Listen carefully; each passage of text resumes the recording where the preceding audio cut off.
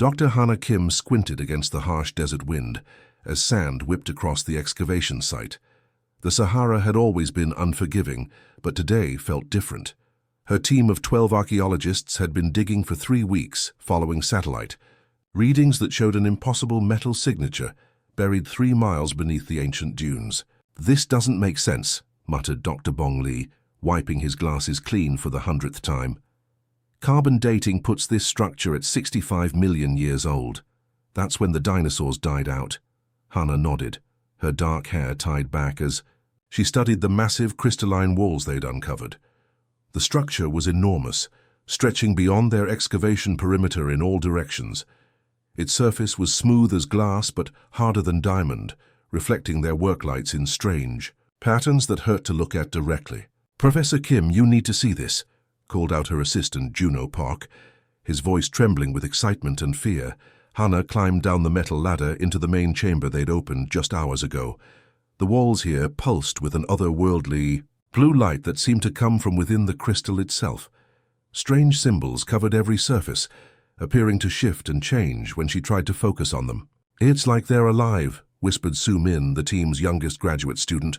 "The symbols keep moving." Hannah approached the central pillar, a towering crystal formation that reached from floor to ceiling.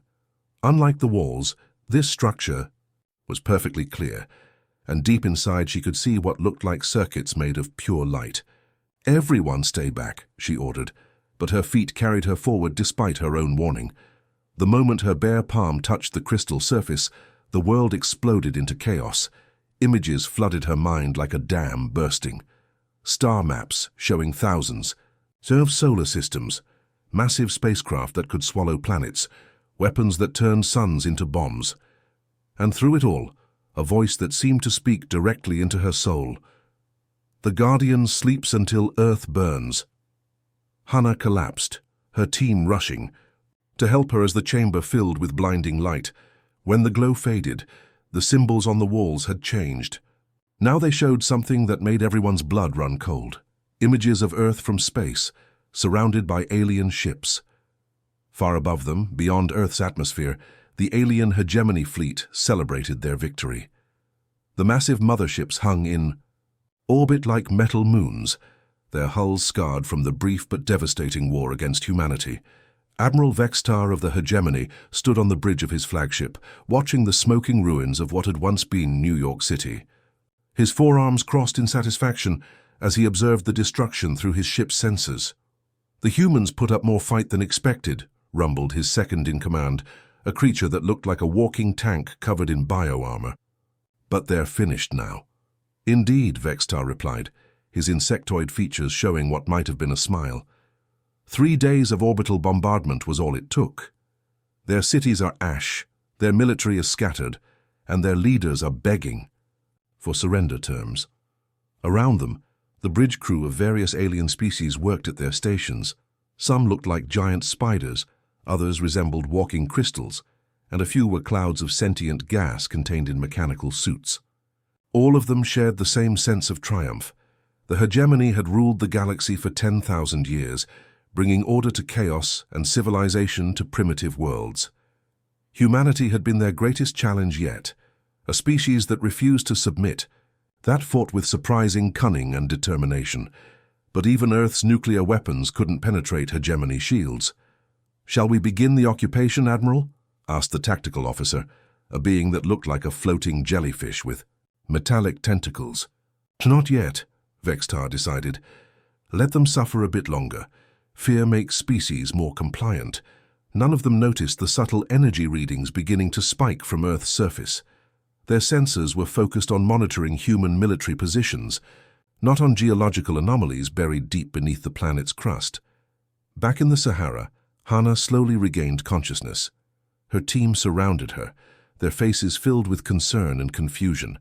The crystal chamber now hummed with barely contained energy, and she could feel something stirring deep beneath the desert floor. "What did you see?" Juno asked, helping her sit up. Hannah's eyes had changed. Where once they were brown, now they held flecks of the same blue light that pulsed in the walls around them. "We're not alone," she whispered. "We never were." Deep beneath, Earth's crust, In caverns that had been sealed for millions of years, ancient machinery began to wake up. Massive generators that had slept since before humans existed sparked to life. Production facilities that could build ships the size of cities started their slow, methodical process of awakening. The attack on Earth had been the key. The orbital bombardment had sent energy signatures deep into the planet's core, triggering fail-safes that had waited for this exact moment. Humanity's darkest hour was about to become something else entirely. In the crystal chamber, Hannah stood on shaking legs as more memories that weren't her own filled her mind.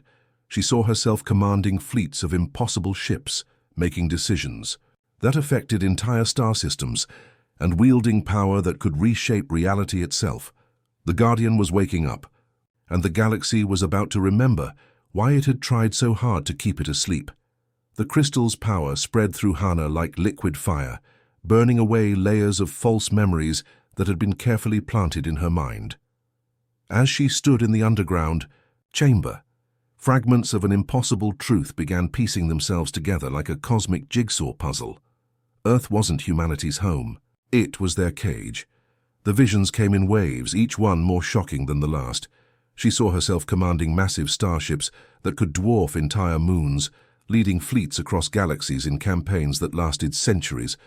Her name hadn't always been Hannah Kim.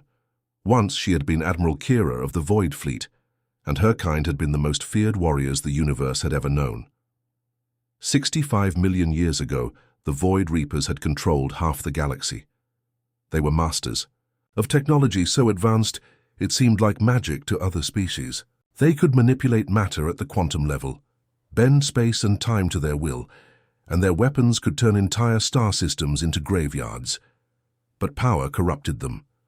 The Void Reapers became destroyers, wiping out civilizations for sport, harvesting entire worlds for resources. The galaxy bled under their rule until finally, the remaining species united in a desperate alliance. They couldn't defeat the Void Reapers in battle, so they did something else. They trapped them. The memory lock, Hannah whispered, understanding, flooding through her as the crystal pulsed brighter. They didn't kill us, they made us forget. The Alliance had used ancient technology to genetically lock the Void Reapers' true nature, wiping their memories and dumping them on a backwater planet called Earth. For millions of years, they lived as primitive humans, their incredible abilities sealed away behind mental barriers that grew stronger with each generation. Until now.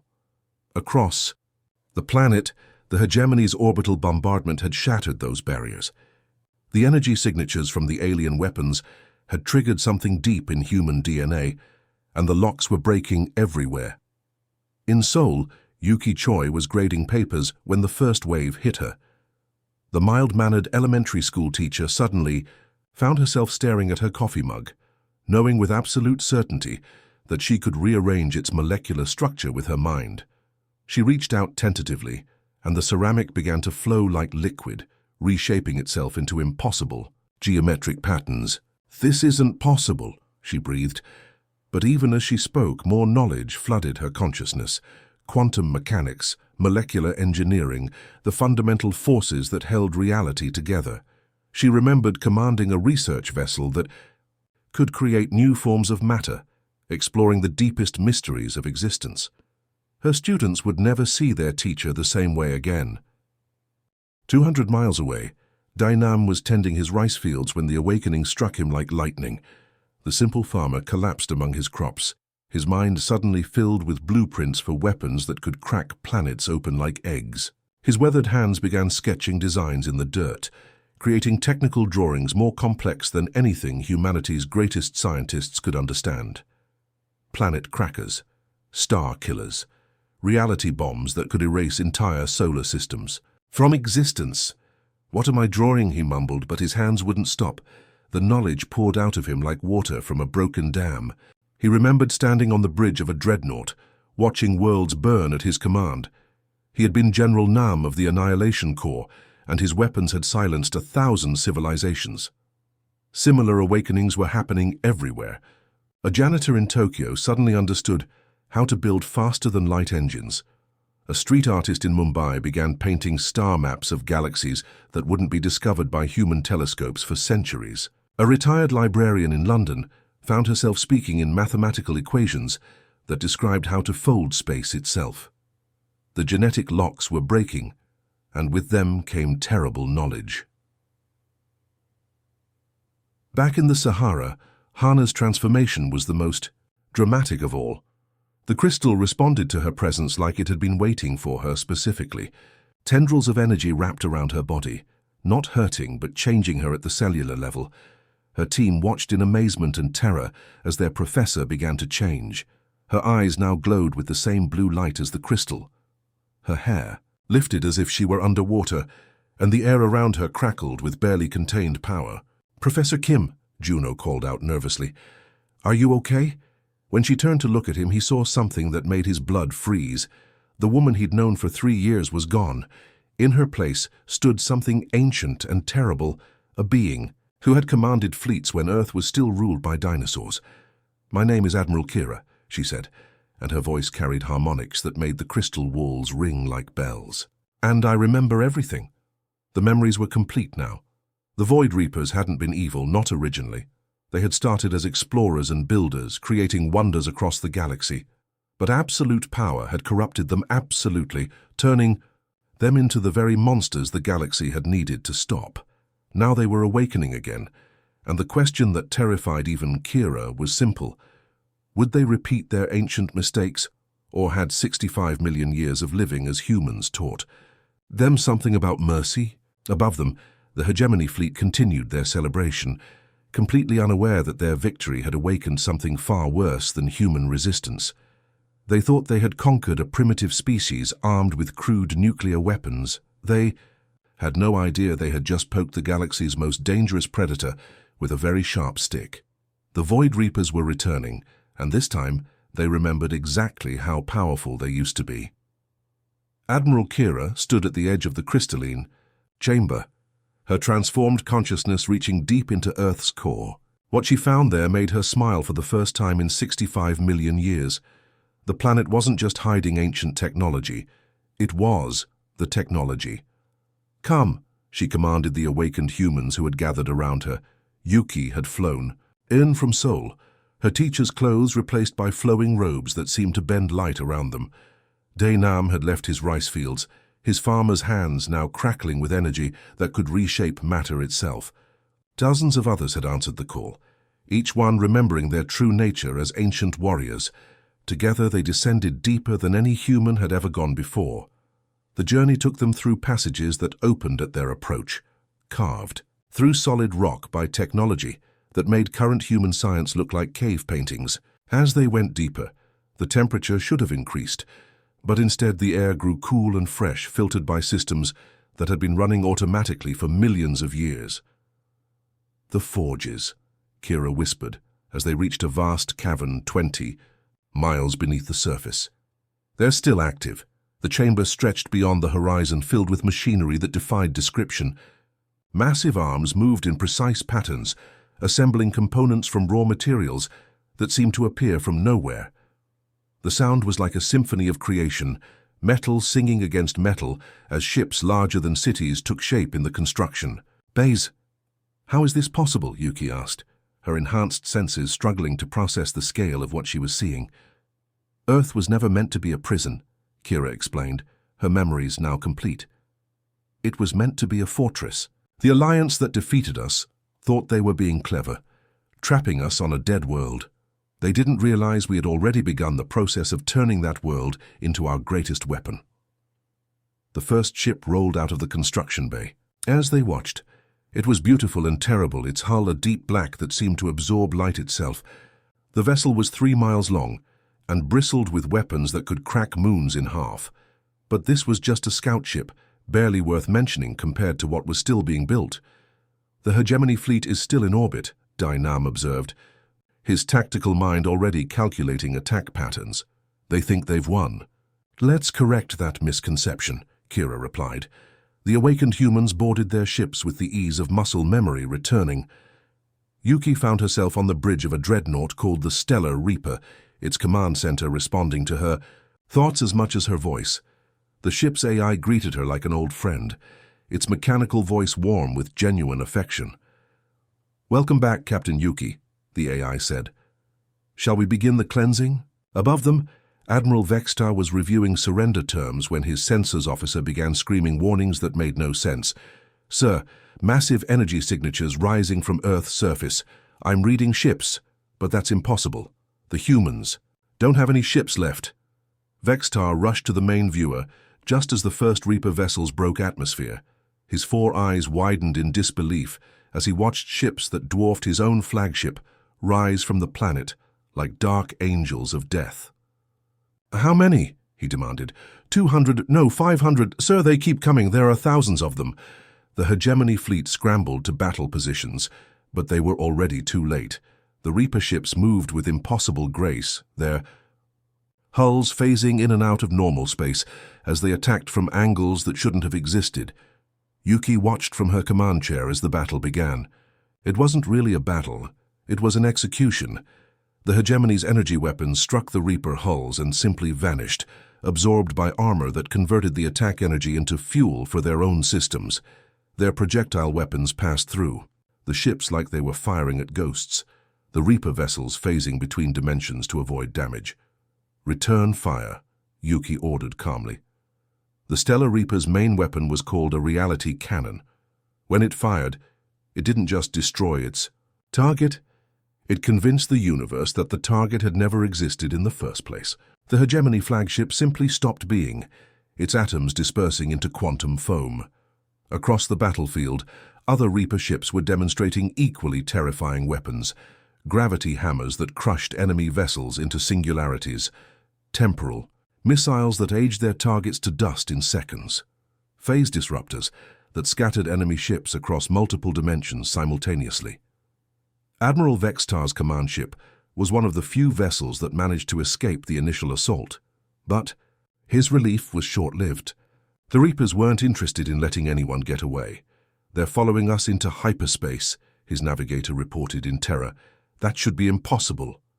"Many things should be impossible," came Yuki's voice over their communication system. "We are Void Reapers. We make the impossible routine." The pursuit led them to a nearby star system, where a small hegemony research station orbited a red giant. Vextar thought he could use the station's defenses to mount a last stand, but Yuki had other plans. "Observe," she said, broadcasting on all frequencies, so every fleeing hegemony ship could witness what happened next. "This is what happens to those who wake the Reapers." The Stellar Reaper fired a single shot at the red giant star. The weapon didn't destroy the star. It convinced it to collapse.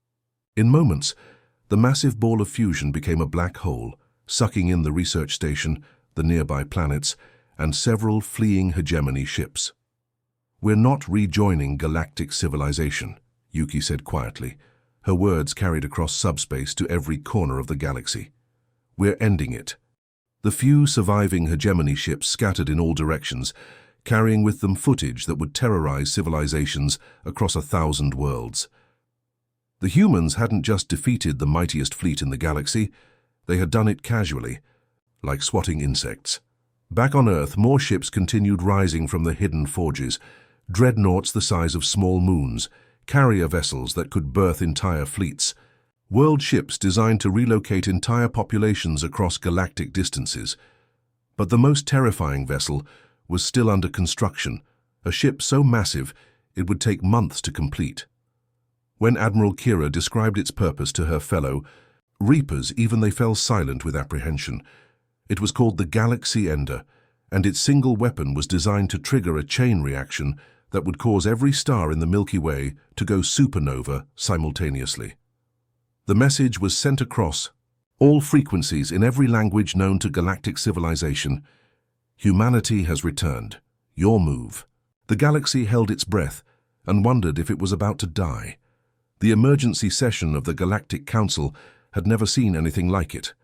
Representatives from 10,000 species filled the massive assembly hall on the neutral world of Sanctuary Prime. Some floated in containment fields, others crawled on multiple legs, and a few existed as pure energy contained in mechanical bodies. But despite their differences, they all shared the same expression of absolute terror. High Counselor Zethmore, a being that looked like a walking tree made of living metal, called for order with a voice that resonated through multiple dimensions. The human threat has grown beyond all predictions. In just 1 week, they have destroyed 12 major fleets and rendered 3 star systems uninhabitable. The holographic display in the center of the chamber showed the devastating footage from the hegemony's encounter with the Void Reapers. Ships being unmade at the molecular level, an entire star collapsing into a black hole with surgical precision. The casual way the humans had ended millions of lives without even seeming to notice. "They remember," whispered Elder Vorth, an ancient creature whose species had survived the original Void Reaper Wars 65 million years ago. "The memory locks have failed completely. They know what they once were." A representative from the crystalline Nexari species projected its thoughts directly into the chamber. "We have archives from the old war. The Void Reapers didn't just conquer worlds, they harvested entire galaxies. Their technology turned star systems into weapons factories. Nothing could stop them." "Something did stop them," Councillor Zethmore reminded everyone. "The Great Alliance found a way to defeat them once. We can do it again." But even as he spoke, more reports flooded in. The human ships weren't just attacking military targets anymore. They were systematically destroying every piece of technology, more advanced than basic spaceflight, forcing entire civilizations back to their home planets.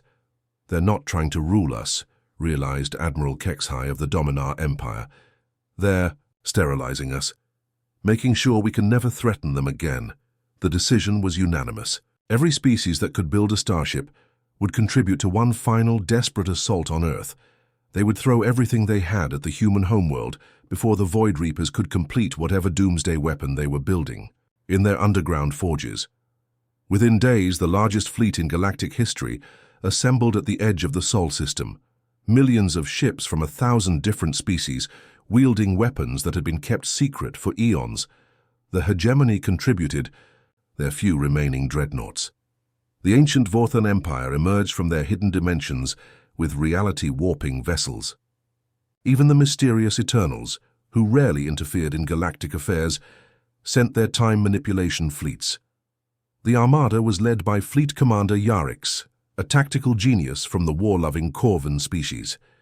His flagship alone carried enough firepower to sterilize a dozen worlds, and it was just one ship among millions. "This is our only chance," he announced to the combined fleet. "The humans are still building their forces. If we strike now with everything we have, we might be able to overwhelm them before they complete their preparations." The assault began with a coordinated bombardment that should have cracked Earth's crust and boiled its oceans. Planet killer. Missiles launched by the thousands. Reality bombs that could erase matter from existence. Temporal weapons designed to age their targets into dust. But when the weapons reached Earth, something impossible happened. They simply stopped. The planet had been transformed into something beyond imagination. Its magnetic field had been amplified 1,000,000 times over, creating barriers that could absorb the energy of dying stars. The moon had been converted into a massive defensive platform, bristling with weapons that fired streams of compressed spacetime. Even Earth's rotation had been modified, turning the entire world into a gyroscopic shield generator. "Impossible," breathed Fleet Commander Yarix, as he watched his most devastating weapons be absorbed harmlessly by Earth's defenses. "How can a planet defend itself like this?" His answer came in the form of Admiral Kira's voice, broadcast directly into every ship in the attacking fleet. "You still don't understand, do you? Earth was never our prison. It was our fortress. For 65 million years, while you thought you had defeated us, we were building, preparing, turning our world into the ultimate weapon." The counterattack began immediately. Instead of firing at the attacking fleet, Earth itself became a weapon. The planet's modified rotation created gravitational slingshots that launched Reaper ships across the galaxy at impossible speeds. Yuki found herself aboard the Star-Render, one of hundreds of vessels being flung toward distant hegemony worlds. The sensation was incredible, like being shot from the barrel of a cosmic cannon, using Earth's own momentum to achieve speeds that made conventional hyperspace look like walking. 17 targets, she reported to Admiral Kira as her ship hurtled through folded space. All major population centers, all defended by what they think are impregnable orbital fortresses. "Show them how wrong they are," Kira replied. The simultaneous attacks began exactly 6 hours after the galaxy's desperate assault on Earth had failed. On 17 different worlds, Reaper ships emerged from hyperspace and went straight for each system's star.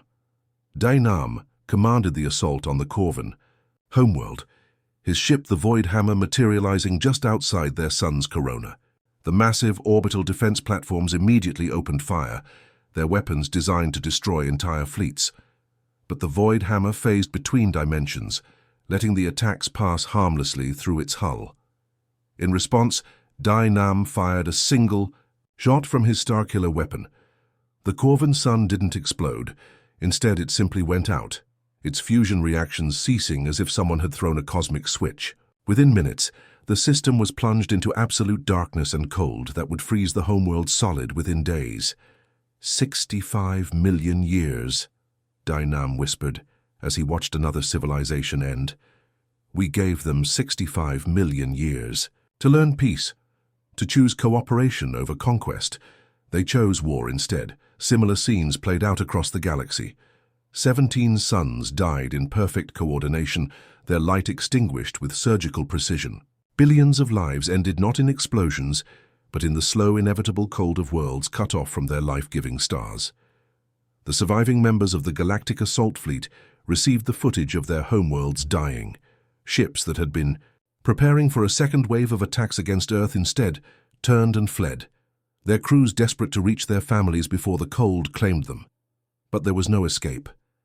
The Reaper ships followed them through hyperspace, through dimensional rifts, through every method of faster-than-light travel known to galactic science. One by one, the fleeing vessels simply vanished, their crews joining the billions who had already paid the price for awakening humanity's true nature. Back on Earth, Admiral Kira stood in the command center buried deep beneath the planet's crust, watching reports flood in from across the galaxy. The combined fleet that was supposed to destroy humanity had been scattered to the stellar winds. Their homeworlds were dying or already dead. "The galaxy's last stand," she said quietly, "and they never stood a chance." The terrifying truth was becoming clear to the few survivors scattered across the cosmos. Humanity's mercy during their time as primitive humans hadn't been weakness or ignorance. It had been the last gift of their genetically imposed amnesia, the final kindness of a species that had forgotten how to be monsters. Now they remembered, and the galaxy was paying the price for forcing them to wake up. 6 months had passed since the galaxy's last desperate stand against humanity, and the cosmos had become a graveyard of civilizations. Admiral Kira stood in her command center, watching the final reports stream in from across the Milky Way. The holographic display showed a map that would have been unrecognizable to anyone from the old galactic order. Where once thousands of star systems had glowed with the light of thriving civilizations, now only darkness remained, not empty. Darkness, the kind that came after the Void Reapers had finished their work. Stars that had been surgically extinguished, worlds that had been sterilized down to the last microbe, space lanes that had once carried trade and communication between species now carried only the automated warning beacons that humanity had left behind. "Status report," Kira commanded, her voice echoing through the vast chamber. Yuki materialized as a hologram, her image projected from the bridge of her ship, somewhere in the Andromeda approach corridor.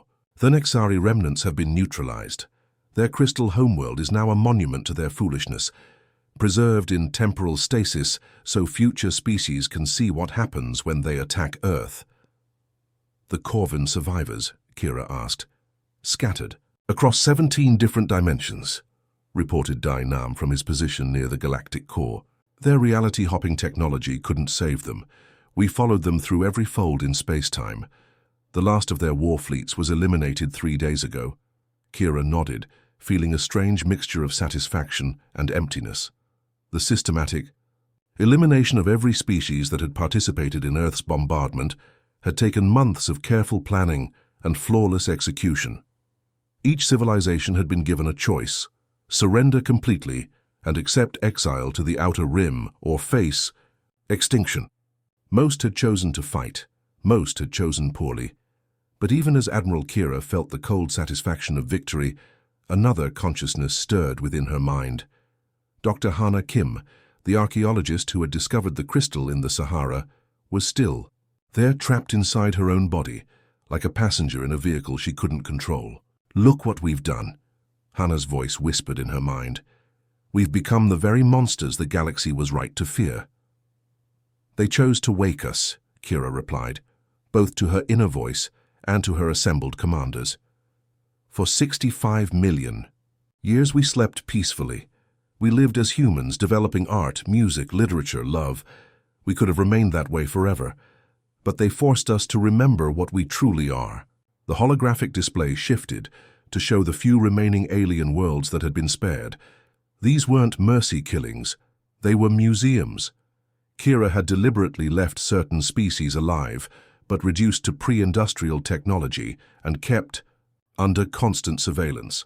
Their worlds served as living reminders of what happened when anyone tried to threaten humanity. On the former hegemony capital world, the surviving population lived in carefully maintained cities, while Reaper monitoring stations orbited overhead. They were fed, housed, and protected, but they would never again touch the stars. Their descendants would grow up knowing that their ancestors had once ruled the galaxy, and that they had lost everything because they had chosen to attack Earth. "The broadcast stations are operational," reported Jin Lee, the former Seoul taxi driver who now commanded a fleet of communication ships. "Every species that achieves faster than light travel receives the same message within hours of their first successful jump." The message was simple and terrifying. The crystalline artifacts that the Void Reapers had scattered throughout the galaxy pulsed with energy whenever a new civilization took its first steps into interstellar space. The broadcast came in whatever language the species used, translated by technology that could decode any form of communication. "Congratulations on achieving faster-than-light travel," the message began in a warm, almost friendly tone. "This achievement marks your species' entry into the galactic community. However, before you explore further, you must understand the rules that now govern this galaxy." The message continued with holographic images that showed the rise and fall of the old galactic order, the hegemony's vast fleets, the combined armada of 10,000 species, the systematic destruction that had followed when they had chosen to attack Earth. "The Void Reapers sleep among the stars," the broadcast concluded. "Do not wake them, do not find them, do not become them. Follow these rules, and you may live peacefully in the outer rim of the galaxy. Break them, and your species will join the countless others who learned too late that some powers should never be challenged." But the most chilling part of the broadcast was what came next. The message showed the current state of the galaxy, the dead zones where entire civilizations had once thrived, the preserved museum worlds where survivors lived under constant watch, and the dark spaces between stars where Reaper ships patrolled like mechanical sharks.